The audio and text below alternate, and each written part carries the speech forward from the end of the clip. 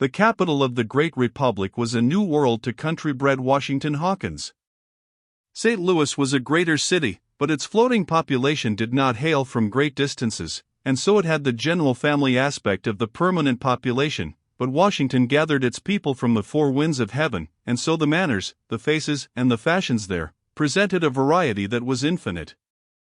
Washington had never been in society in St. Louis, and he knew nothing of the ways of its wealthier citizens and had never inspected one of their dwellings. Consequently, everything in the nature of modern fashion and grandeur was a new and wonderful revelation to him.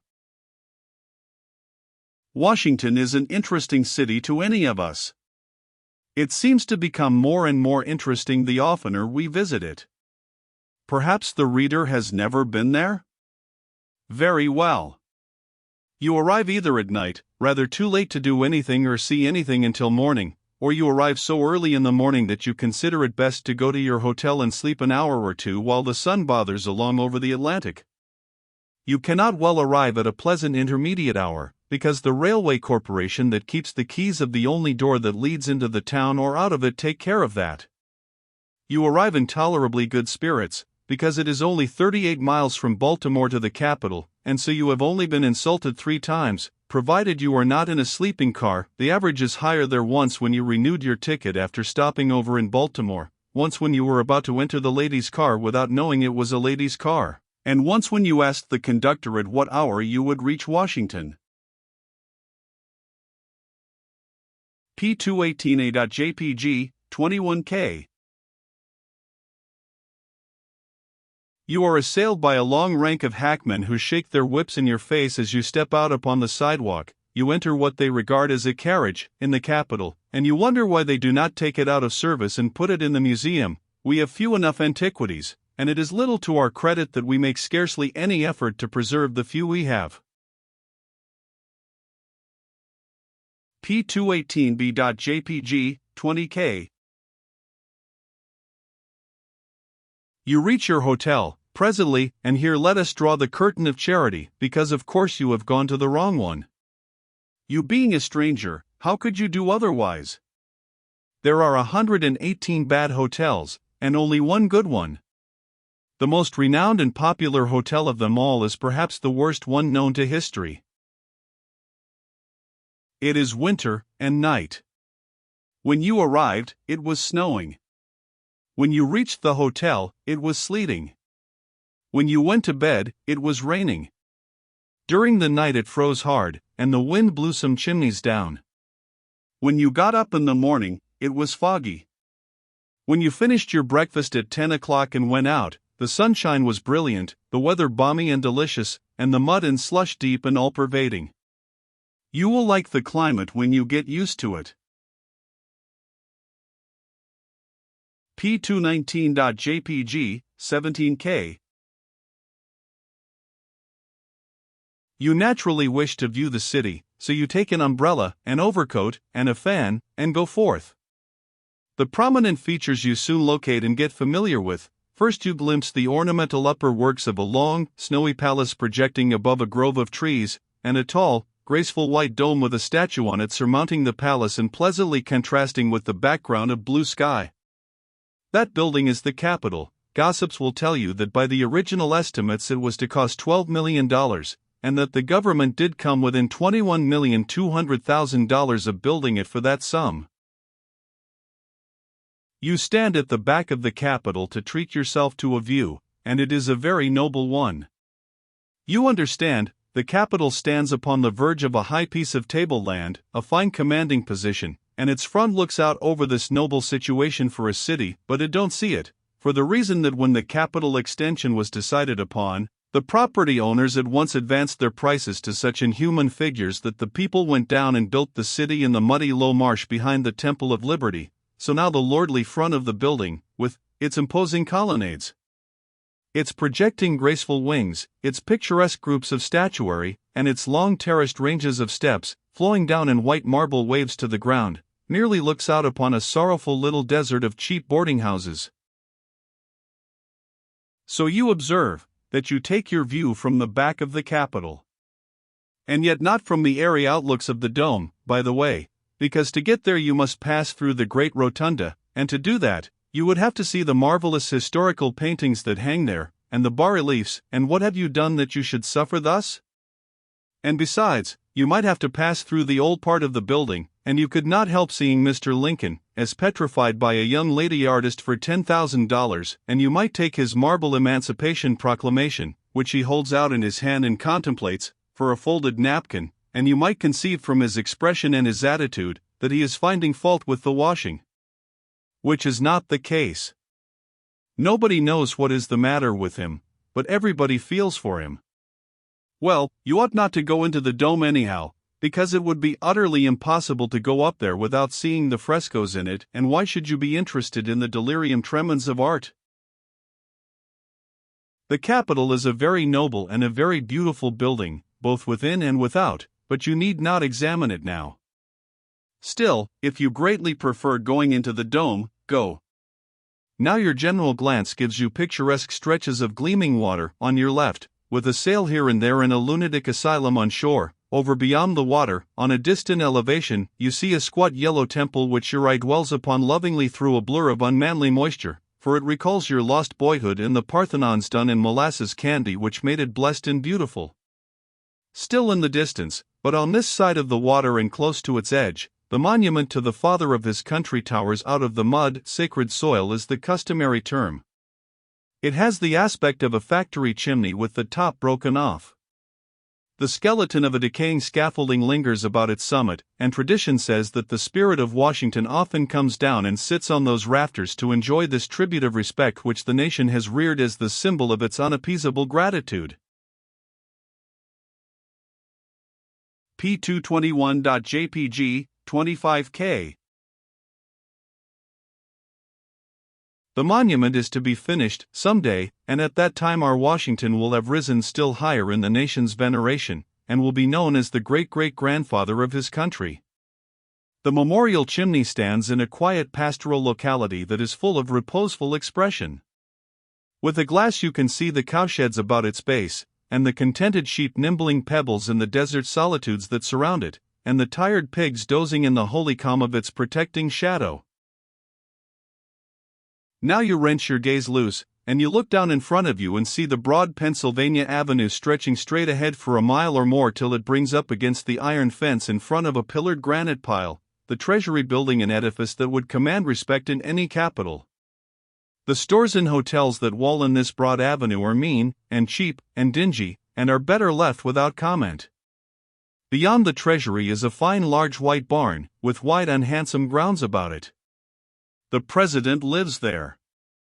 It is ugly enough outside, but that is nothing to what it is inside. Dreariness, flimsiness, bad taste reduced to mathematical completeness is what the inside offers to the eye, if it remains yet what it always has been. The front and right-hand views give you the city at large. It is a wide stretch of cheap little brick houses, with here and there a noble architectural pile lifting itself out of the midst. Government buildings, these.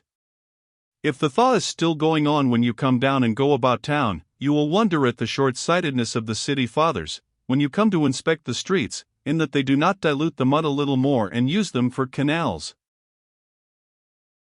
If you inquire around a little, you will find that there are more boarding houses to the square acre in Washington than there are in any other city in the land, perhaps. If you apply for a home in one of them, it will seem odd to you to have the landlady inspect you with a severe eye and then ask you if you are a member of Congress. Perhaps, just as a pleasantry, you will say yes. And then she will tell you that she is full. Then you show her her advertisement in the morning paper, and there she stands, convicted and ashamed. She will try to blush, and it will be only polite in you to take the effort for the deed. She shows you her rooms, now, and lets you take one, but she makes you pay in advance for it. That is what you will get for pretending to be a member of Congress. If you had been content to be merely a private citizen, your trunk would have been sufficient security for your board. If you are curious and inquire into this thing, the chances are that your landlady will be ill-natured enough to say that the person and property of a congressman are exempt from arrest or detention, and that with the tears in her eyes she has seen several of the people's representatives walk off to their several states and territories carrying her unreceipted board bills in their pockets for keepsakes. And before you have been in Washington many weeks you will be mean enough to believe her, too. Of course you contrive to see everything and find out everything. And one of the first and most startling things you find out is that every individual you encounter in the city of Washington, almost and certainly every separate and distinct individual in the public employment, from the highest bureau chief, clear down to the maid who scrubs department halls, the night watchman of the public buildings and the darky boy who purifies the department spittoons, represents political influence. Unless you can get the ear of a senator, or a congressman, or a chief of a bureau or department, and persuade him to use his influence in your behalf, you cannot get an employment of the most trivial nature in Washington.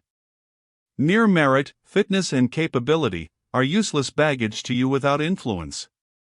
The population of Washington consists pretty much entirely of government employees and the people who board them.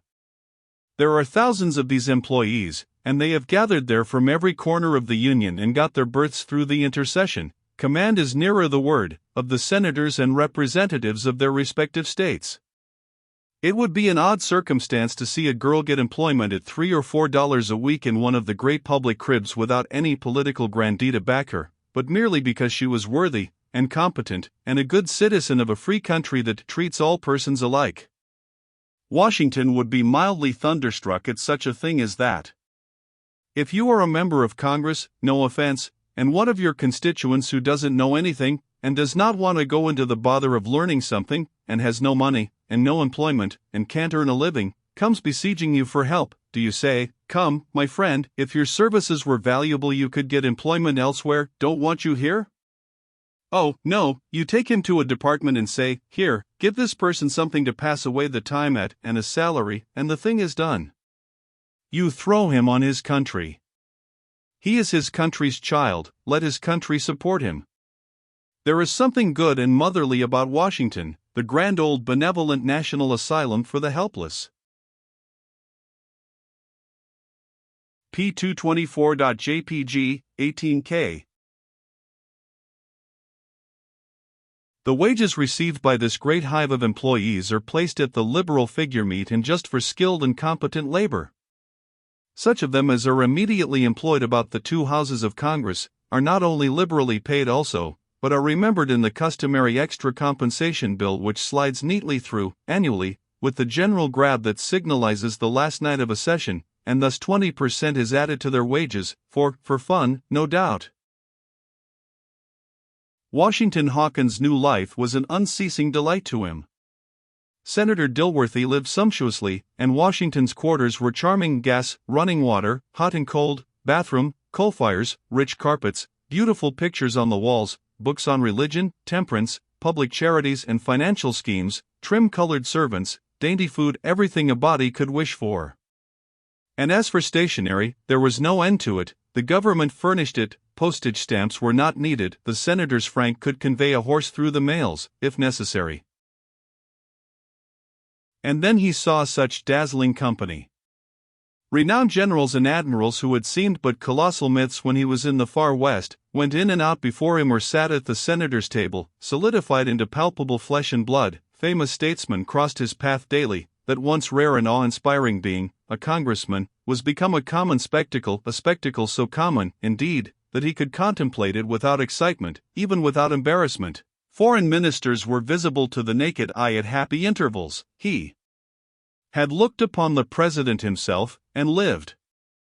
And more, this world of enchantment teemed with speculation, the whole atmosphere was thick with it, and that indeed was Washington Hawkins' native air, none other refreshed his lungs so gratefully.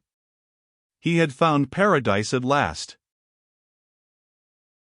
The more he saw of his chief the senator, the more he honored him, and the more conspicuously the moral grandeur of his character appeared to stand out.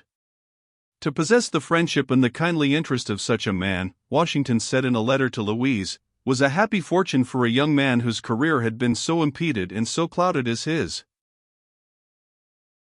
The weeks drifted by. Harry Brearley flirted, danced, added luster to the brilliant senatorial receptions, and diligently buzzed and buttonholed congressmen in the interest of the Columbus River scheme. Meantime, Senator Dilworthy labored hard in the same interest and in others of equal national importance.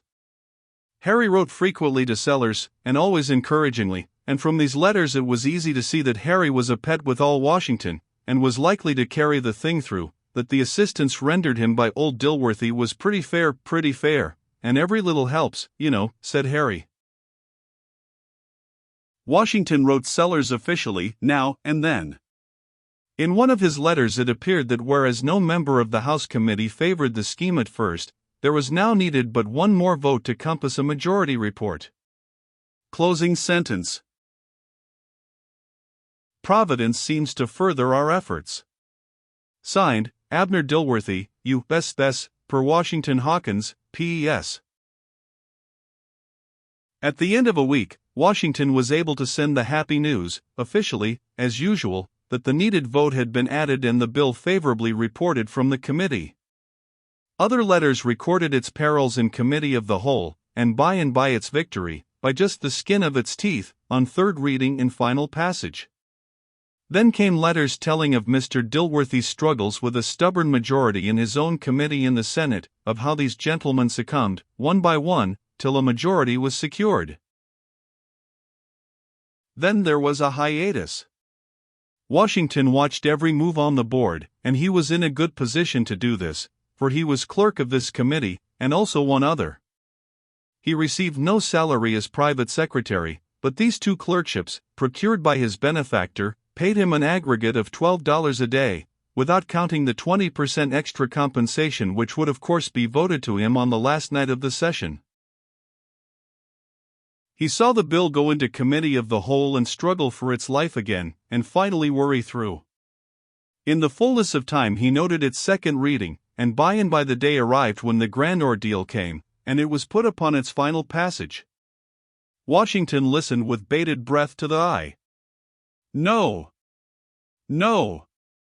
of the voters, for a few dread minutes, and then could bear the suspense no longer. He ran down from the gallery and hurried home to wait. At the end of 2 or 3 hours the senator arrived in the bosom of his family, and dinner was waiting. Washington sprang forward, with the eager question on his lips, and the senator said, "We may rejoice freely, now, my son. Providence has crowned our efforts with success." P227.jpg, 13K,